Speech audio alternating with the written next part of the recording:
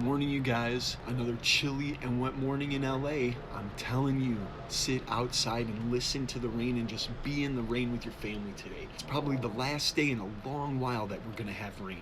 So get out there. It's beautiful. Get outside and be in it and listen to it. I love the rain. Just a reminder before we dig in today.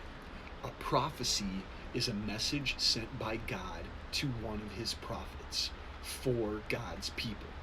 A prophet is a person who has a special gift of hearing from God and is expected by God to deliver those words to all his people.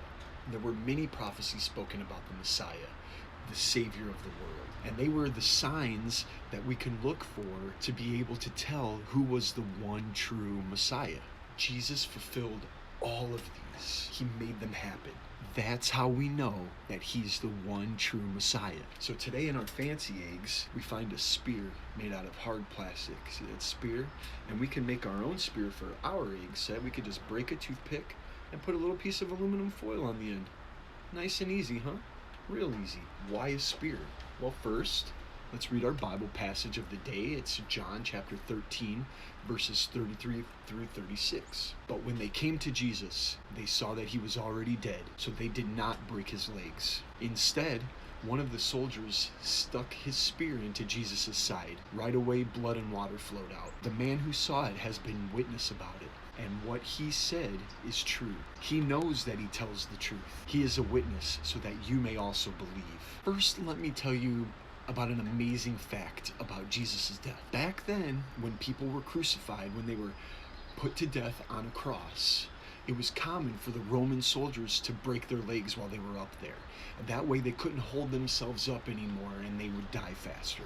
2 robbers were crucified with Jesus, one on each side of him. The soldiers broke the legs of the first robber, then they broke the legs of the second robber. By the time they got to Jesus, he was already dead. So they decided there was no reason to break his legs. Can you guys believe it? But this was an actual prophecy. Hundreds of years before that moment, in Psalm 34:20, God spoke through the prophet David. Yes, that King David. And this is what he said: "The Lord watches over all his bones.